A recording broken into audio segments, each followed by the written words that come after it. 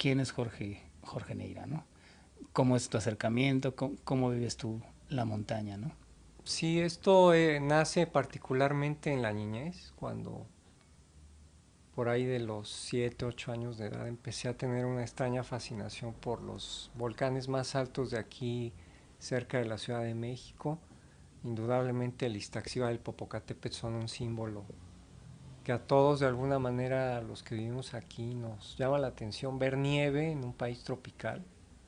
Pienso que para poder conservarlas eventualmente necesitamos incrementar la cultura de montaña, y fue que yo me aboqué a este proyecto y con información científica Sí, sí. basada en la parte geológica y biológica principalmente, que es lo que en lo que hago énfasis en estas publicaciones. Sí, aquí podemos ver una imagen de una especie de cardo que es quizá la más carismática, la más conocida por la mayoría de los montañistas, que es una especie que está restringida a las altas montañas de México, que mucha gente la arranca, se la llevan de recuerdo, pero no sabemos qué tanto estamos provocando un impacto en las poblaciones de esta planta. Pues parte del trabajo que estoy haciendo es hablar de la flora que hay en las grandes elevaciones de México para conocer diferentes aspectos de su importancia. La mayoría de las personas que van y las visitan no tenemos idea, porque yo también cuando me inicié pues no sabía de plantas, ¿no? Hace 30 años.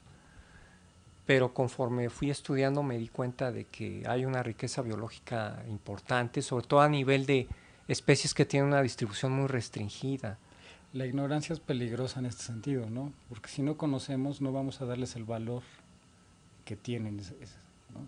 Sí, sí, por ejemplo, está esta guía de plantas, que es la más reciente que he podido publicar, donde te das cuenta de lo interesante que es este mundo vegetal que se encuentra sobreviviendo allá a gran altitud, plantas que llegan hasta los 4.700 metros sobre el nivel del mar, Okay.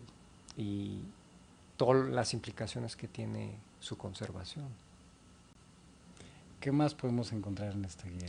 Sí, el libro es un compendio de más de 400 páginas de toda esta información, pero además la parte deportiva, montañística, está referida a través de más de 50 rutas en estas 13 montañas que son las más elevadas del país, desde el Ajusco, que tiene 3.940 metros, hasta el Citlaltepe de 5.640 metros. Yo cubro todo ese intervalo altitudinal a través de esta serie de publicaciones. Por supuesto, el libro de la guía es como el tronco, el núcleo del proyecto, pero hay una serie de guías prácticas desplegables como estas que te pueden servir porque tienen mapas donde te das una idea de las rutas para poder ascender a las cúspides. Ok. Recuerdo alguna excursión que hice al Iztaccíhuatl, que es la montaña que más conozco, donde pude tener encuentro con aves muy de cerca. Iba yo solo, viendo cuervos, colibríes. Me tocó ver un colibrí que estaba como hibernando. Yo lo tenía aquí a unos cuantos centímetros de la oreja, no me había dado cuenta, me metí a un resalte rocoso para refugiarme de la amenaza de lluvia, y estaba ahí un colibrí descansando, ¿no? Hibernando, Qué y rico, fue algo ¿no? muy curioso. Contemplar ese. Sí, y esa excursión inclusive fue peculiar porque hice un recorrido del lado occidente, primero del lado sur, luego el occidente, y bajé por el lado oriental del Iztaccíhuatl, que es muy poco conocido. La mayoría de las personas que quieren acceder a la cumbre van por la ruta normal del refugio 19 del grupo de los 100, pero nos queda toda esta parte oriental que no se ha explorado lo suficiente. Y así varias de estas Y montañas. podríamos decir que son las más estudiadas, ¿no? El Popo y el Ista. Sí, en donde se tiene un poco más la idea de la cantidad de especies que hay, por Hay más ejemplo, registro, más. pero aún así los listados de organismos están incompletos. No sabemos qué cantidad de insectos hay, por ejemplo. Todavía está inconclusa la cifra. Sabemos Ok. que hay pues plantas, hay, por ejemplo, en la parte de alta montaña alrededor de 200 especies de plantas vasculares, y varias de ellas probablemente están en alguna categoría de riesgo de extinción. Hace falta estudiar también eso. el retroceso de los glaciares. El Popocatépetl ya no tiene glaciares desde el año 2000, fue que oficialmente se quedó sin glaciares esta montaña.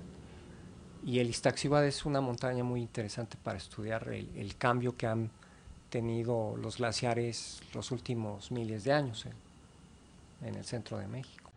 Hace ya casi 28 años que me inicié en esto. Además de subir las montañas, el aspecto fotográfico para documentar la importancia que tienen.